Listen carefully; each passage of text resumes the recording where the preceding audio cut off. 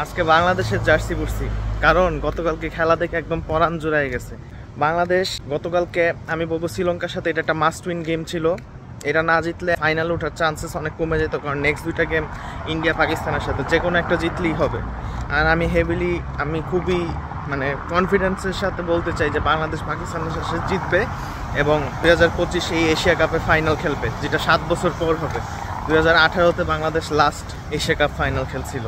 যারা বাংলাদেশের ক্রিকেট নিয়ে কটূক্তি করা যাদের অভ্যাস, উঠতে বসতে যাদের নেগেটিভ কথাবার্তা, আমি ওদেরকে বলতে চাই, যারা বলছিল যে বাংলাদেশের ক্রিকেট নাকি মরে গেছে, ভাই যে দেশের অলিতে গলিতে ক্রিকেট চলে, ঠিক আছে, বাপ মা একটা ফ্যামিলিতে যখন একটা নিউবর্ন বেবি হয়, ওদের স্বপ্ন যখন হয় যে ওকে আমি ক্রিকেটার বানাবো, সেই দেশে কখনোই ক্রিকেট মরবে না, ঠিক আছে, ওই দেশে কখনোই ক্রিকেট মরবে না। হ্যাঁ, অনেক বাজে সময় আসতে পারে, অনেক লোজ আসতে পারে, কিন্তু কখনোই ক্রিকেট মরবে না ওই দেশে। বাঙালি ফুটবল ভালোবাসে, ফুটবলকে আমিও সাপোর্ট করি, তাই বলে ফুটবলকে সাপোর্ট করতে যে ক্রিকেটকে ডাউন করার কোনো মানে নাই, ঠিক আছে। আর আমি যেটা বলছিলাম আমার আগের দিন কয়েকটা ভিডিওতে, যে আমি চাই বাংলাদেশের প্লেয়াররা এই জার্সির জন্য খেলুক, এই ব্যাচটার জন্য খেলুক, আর দেশের মানুষের জন্য খেলুক।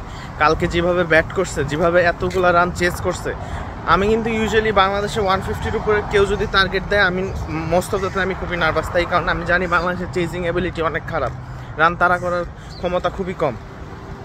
তো যখন বাংলাদেশ ফার্স্ট ওভারে 1 উইকেট পড়ে যায়, জুনিয়র তামিম আউট হয়ে যায়, আমি খুবই প্যারেশানে পড়ে গেছিলাম যে আসলে ভালো স্টার্ট তো দরকার ছিল, বাট হইল না।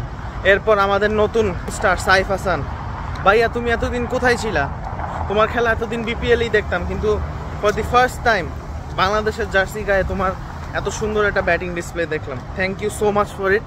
And I feel like Saif Hasan যদি এরকম খেলা ধরে রাখে, বাংলাদেশের যে নাম্বার 4 স্পট নিয়ে প্রবলেম ছিল, ওটা সলভ হয়ে যাবে। আর হৃদয় বিগ গেম প্লেয়ার, আমি অলওয়েজ ওকে ব্যাক করে আসছি। যখনই মানুষ ওকে গালাইছে আমি বলছি যে ও বড় ম্যাচের প্লেয়ার, অ্যান্ড ও কখনোই বড় ম্যাচে বাংলাদেশকে ডিসঅ্যাপয়েন্ট করে না। Crucial match, do or die, সব সময় হৃদয় রান পাইছে। বাংলাদেশের আরেকটা রত্নকে স্পেশাল মেনশন দিতে ভুলে গেছি, দি গ্রেট মুস্তাফিজুর রহমান। আগে আমরা বলতাম আমাদের সাকিব আল হাসান আছে, এখন তোমরা সবাই বলো আমাদের মুস্তাফিজুর রহমান আছে। যেদিন ও খেলবে বাংলাদেশ ওই দিন জিতবেই, ঠিক আছে। কালকে সবাই বেদরক মাইর খাইছে, কিন্তু ও কখনো মাইর খায় নাই। 20 রান দিয়ে 3 উইকেট নিয়ে 4 ওভার বল করছে, এটাই। এখন বলবা আমাদের মুস্তাফিজুর রহমান আছে। খুবই খুশি আমি, বাংলাদেশ আর একটা ম্যাচ দূরে আছে ফাইনাল থেকে, অ্যান্ড আমি বিশ্বাস করতে চাই বাংলাদেশ পাকিস্তানকে হারাই ফাইনালে যাবে।